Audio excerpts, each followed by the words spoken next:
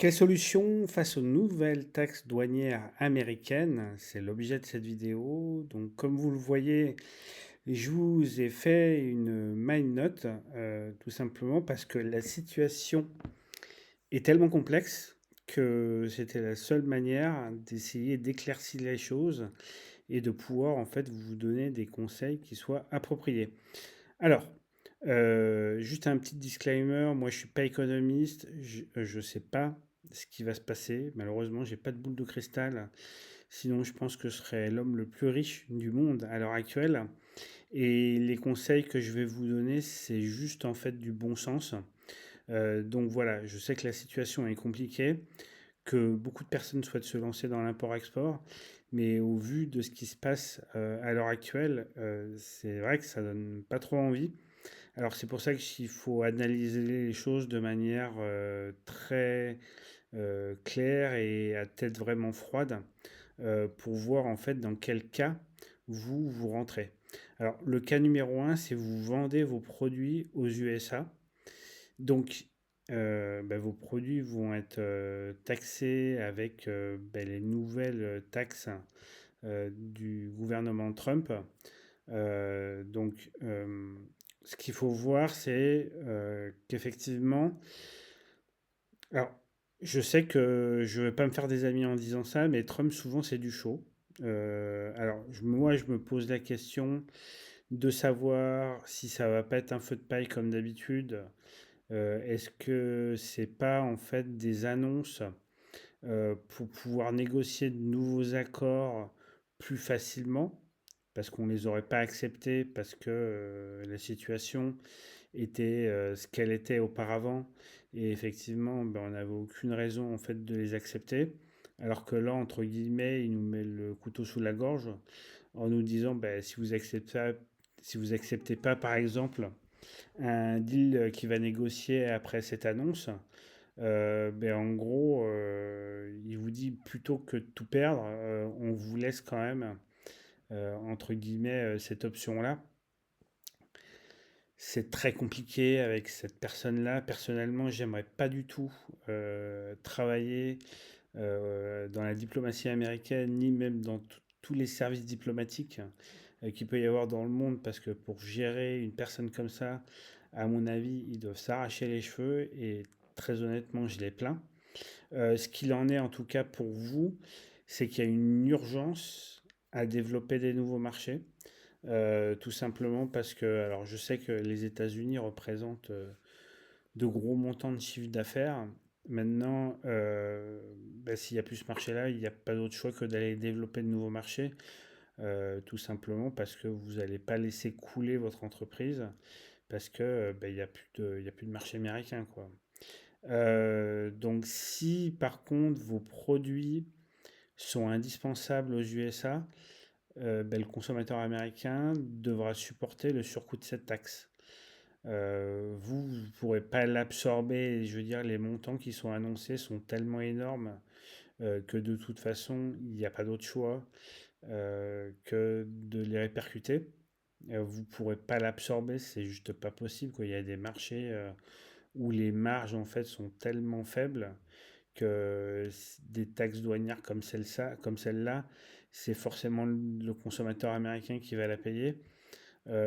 Tout en sachant que, je fais encore une petite parenthèse, mais les États-Unis sont pas autosuffisants, c'est-à-dire qu'ils sont obligés d'acheter leurs produits à l'étranger pour pouvoir subvenir à leurs besoins. Donc, à un moment donné, ils vont être confrontés à un mur aussi.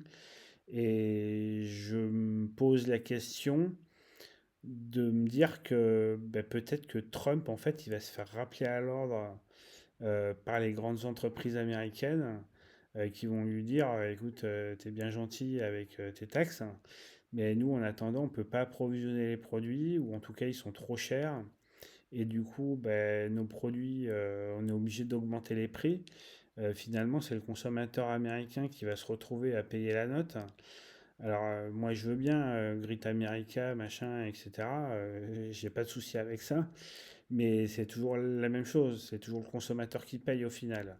Donc, si vous vendez aux USA, urgence à développer de nouveaux marchés. Et puis deux, bah, si vos produits sont indispensables aux Américains, bah, vous n'aurez pas d'autre choix que de répercuter la taxe malheureusement. Donc forcément, il y aura une baisse de consommation. Donc faites attention quand même à vos stocks et donc vous à vos achats de matières premières pour fabriquer ces produits-là. Alors vous vendez hors des États-Unis. Alors il y a la première chose, c'est attention si vos clients à vous vendent aux USA. Donc voilà quoi, c'est important que vous le sachiez pour qu'effectivement, si vous avez une baisse de demande de vos clients, que vous sachiez pourquoi en fait. Ensuite, la deuxième chose, c'est que moi, ce que je vois bien, et c'est ce qui est en train de se passer en fait, les pays en fait sont en train de s'unir face en fait aux USA. Alors après, je sais que c'est bien, c'est le plus gros marché du monde, etc., etc. Mais il n'empêche qu'ils sont quand même dépendants des autres pays du monde. Donc voilà, à voir comment ça va se dérouler. En tout cas, ce sera peut-être l'occasion de lancer un accord de libre-échange qui exclut complètement les États-Unis. Alors peut-être que ça existe, hein. Je vous avouerai que je ne me suis pas penché dans tous les traités qui existent. En tout cas, ce que je vous invite à faire, c'est à renforcer les accords commerciaux que vous avez avec vos clients dans d'autres pays et à développer de nouveaux marchés et développer de nouveaux produits pour apporter toujours plus d'offres à vos clients et continuer à développer votre chiffre d'affaires. Alors le cas numéro 3, c'est vous acheter aux USA. Bah, c'est le moment de trouver de nouvelles sources d'approvisionnement. Alors je sais que c'est pas forcément facile, mais il y a quand même beaucoup de pays qui sont aussi producteurs. Vous voyez peut-être qu'il y a des pays qui sont capables de faire les produits que vous achetiez aux USA, peut-être d'ailleurs à meilleur coût. Donc il y a peut-être une urgence aussi à développer et à sourcer en fait de nouveaux produits, de nouveaux fournisseurs pardon, hors USA. Attention aussi, il y a une solution, c'est les alternatives ou les substitutions de matières premières ou de produits ou de composants. C'est quelque chose qu'il faut éventuellement envisager en fonction bah, de comment est composé votre produit. Regardez éventuellement aussi s'il y a des options de produits que vous pourriez acheter ailleurs qu'aux USA, tout simplement pour diminuer en fait la taxe qui va être imposée par l'Europe, parce qu'il y a un moment donné, on ne peut pas non plus se laisser marcher dessus, hein. Et ben donc une chose qui est importante, alors même au-delà des crises, c'est important de le faire, c'est de lancer une analyse de vos coûts de revient et ben, d'optimiser vos sourcings. Alors je sais que tout ce que je dis, c'est facile, c'est blabla, je le fais sur une vidéo et que tout ce que je dis, ça mérite énormément d'action et qu'il faut ben, y aller, quoi, hein. Mais en tout cas, l'immobilisme n'a jamais apporté de solution.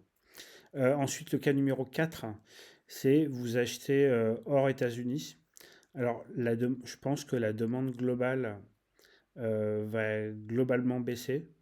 Donc attention aussi à vos fournisseurs qui vont être fragilisés par ces taxes. S'ils n'ont pas les mêmes capacités de production, peut-être que leur outil de production ne va plus être adapté. Donc tout ça, ça engendre beaucoup, beaucoup, beaucoup de questions et beaucoup d'incertitudes. Donc soyez proche de vos fournisseurs pour bah, comprendre les situations et essayer de trouver des solutions en bonne intelligence avec eux. La deuxième chose, c'est attention aussi aux achats de matières premières ou de composants que vos fournisseurs pourraient acheter aux USA. Donc à voir aussi avec eux s'ils ne peuvent pas trouver d'autres sources d'approvisionnement. Je pense que ça doit être possible. Alors il y a tellement de marchés, de produits différents, etc., qu'il faut vraiment regarder au cas par cas pour ben, trouver des solutions. Ensuite, il y a aussi le fait d'être attentif où vous sourcez vos nouveaux produits. Tout simplement parce que bah, il y a un moment donné, ce qui est fait n'est pas, on va dire, faire comme on dit. et qu'à un moment donné, je pense qu'il y aura des répercussions pendant plusieurs années, tout simplement parce que il y a un moment donné, on ne peut pas non plus accepter de se laisser marcher dessus comme ça et puis qu'on nous mette le couteau sous la gorge de cette manière-là. Il y a un moment donné, même si c'est les États-Unis, la note, ils vont la payer pendant plusieurs années, je pense. Après, comme je vous dis, je suis pas économiste, je suis rien du tout. Moi, c'est juste une analyse que je vois de mon point de vue en tant qu'importateur de produits. C'est juste ce que je vois et il y a un moment donné, c'est comme dans toute relation. Si demain vous mettez le couteau sous la gorge à quelqu'un, si demain il peut vous faire un enfant dans le dos, il va vous le faire. Donc je pense qu'ils vont récupérer quand même pas mal de situations qui vont être très très compliquées. Et je vous invite à accélérer vos sourcings sur des pays qui vous permettent un meilleur coût de revient. Donc encore une fois, c'est de l'action, mais de toute façon, l'immobilisme n'a jamais servi à rien. Donc passer à l'action de manière massive pour justement préserver vos coûts de revient et préserver vos marges. Alors pour tous ceux que ça peut intéresser, il y a la solution Sourcing Express. Vous accédez en fait à des templates qui sont tout prêts. Il n'y a plus qu'à remplir avec vos informations sur vos produits, sur vos données logistiques. Je vous ai mis des modèles de courrier, de sourcing. Il y a un tableau d'analyse des offres de vos fournisseurs. Il y a un tableau de calcul de coût de revient. Et pour personnaliser tous ces outils avec vos informations, ce que je vous propose, c'est d'avoir 2 heures de rendez-vous avec moi. Je vous personnalise les documents et comme ça, vous n'avez plus qu'à les envoyer à vos fournisseurs potentiels.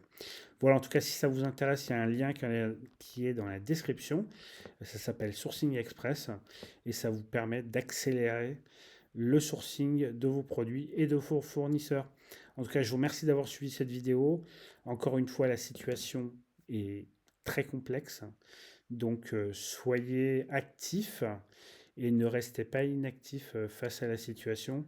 L'action a toujours apporté des résultats.